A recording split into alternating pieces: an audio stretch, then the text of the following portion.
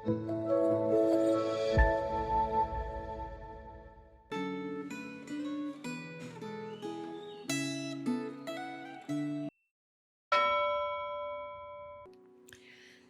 saudara-saudara yang terkasih di dalam Tuhan. Pernahkah Anda berada dalam situasi sulit yang terasa memalukan, menekan, dan tidak bisa Anda atasi dengan kemampuan sendiri? Saat segala usaha sudah dilakukan, tetapi persoalan tetap ada. Kepada siapakah Anda berpaling? Tema perenungan Gema hari ini adalah menghadapi persoalan bersama Kristus. Sebuah perenungan bersama yang mengajak kita untuk belajar bahwa dalam setiap krisis kehidupan kita membutuhkan kehadiran dan pertolongan Tuhan Yesus. Namun sebelumnya mari kita berdoa. Ya Tuhan, kami bersyukur untuk kasih dan kesetiaan-Mu di dalam memimpin dan memelihara hidup kami. Saat ini kami hendak merenungkan sabda-Mu. Bukalah hati dan pikiran kami agar kami belajar untuk senantiasa percaya dan mengandalkan Tuhan dalam seluruh aspek hidup kami. Di dalam nama Kristus kami berdoa. Amin. Saya akan bacakan Injil Yohanes pasal yang kedua ayat 1 sampai ayatnya yang ke-11. Pada hari ketiga ada perkawinan di Kana yang di Galilea dan ibu Yesus ada di situ. Yesus dan murid-muridnya diundang juga ke perkawinan itu.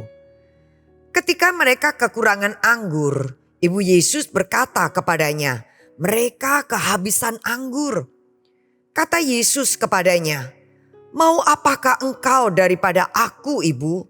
Saatku belum tiba." Ibu Yesus berkata kepada pelayan-pelayan, "Apa yang dikatakannya kepadamu, lakukanlah itu." Di situ ada 6 tempayan yang disediakan untuk pembasuhan menurut adat orang Yahudi.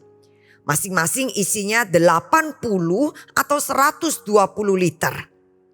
Yesus berkata kepada pelayan-pelayan itu, "Isilah tempayan-tempayan itu penuh dengan air." Mereka pun mengisinya sampai penuh.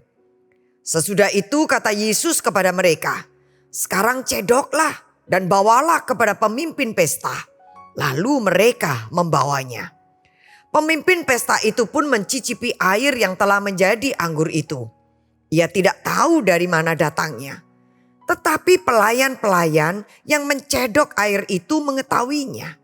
Sesudah itu ia memanggil mempelai laki-laki dan berkata kepadanya, "Setiap orang menghidangkan anggur yang baik dahulu, dan sesudah orang puas minum, barulah yang kurang baik. Tetapi engkau menyimpan anggur yang baik sampai sekarang."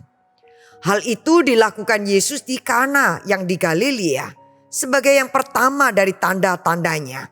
Dan dengan itu ia telah menyatakan kemuliaannya dan murid-muridnya percaya kepadanya. Amin. Kisah kekurangan anggur dalam pesta perkawinan di Kana menunjukkan bahwa tidak semua persoalan bisa kita atasi dengan kemampuan kita sendiri. Kita tidak mengetahui secara pasti penyebab kekurangan anggur itu.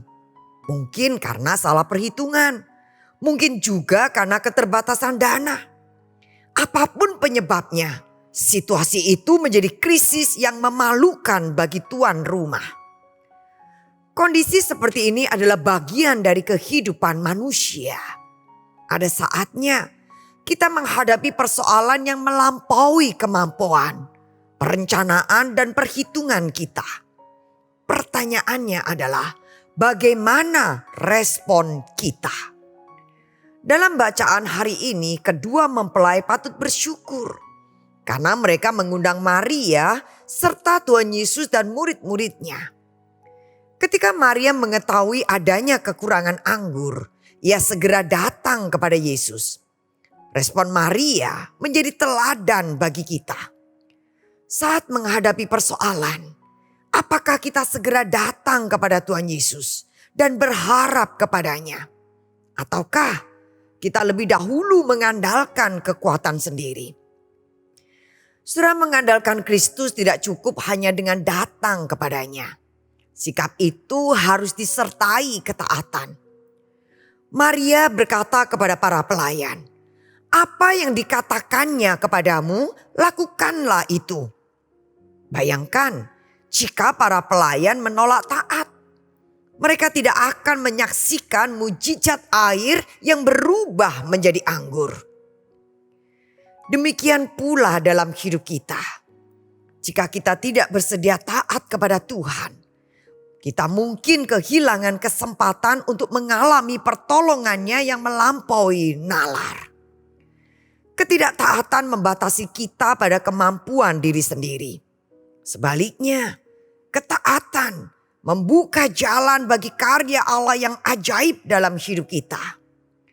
Saudara-saudara, ketika kita menghadapi persoalan yang tidak dapat kita selesaikan sendiri, apakah kita sungguh percaya bahwa Yesus Kristus sanggup melakukan apa yang tidak sanggup kita lakukan? Siapakah Yesus bagi Anda secara pribadi? Apakah dia hanya guru dan teladan? Atau sungguh Tuhan yang berkuasa atas segala situasi? Saudaraku, Allah bisa memakai berbagai cara dan berbagai orang. Keluarga, teman, tenaga medis, maupun profesional lainnya untuk menolong kita. Namun, sumber pengharapan kita yang sejati haruslah Kristus. Dengan hikmat-Nya, Ia mengetahui apa yang terbaik dan kapan waktu terbaik untuk menolong kita. Apakah Anda berani mempercayai dan menaati Kristus hari ini? Mari kita berdoa. Terima kasih untuk kebenaran sabda-Mu yang mengingatkan kami, ya Allah. Ajarlah kami untuk selalu datang kepadamu dalam setiap persoalan dan memberi hati yang taat untuk melakukan kehendak-Mu. Tolonglah kami untuk senantiasa percaya kepada kasih dan kuasa-Mu. Di dalam nama Tuhan kami Yesus Kristus kami berdoa. Amin. Tuhan memberkati.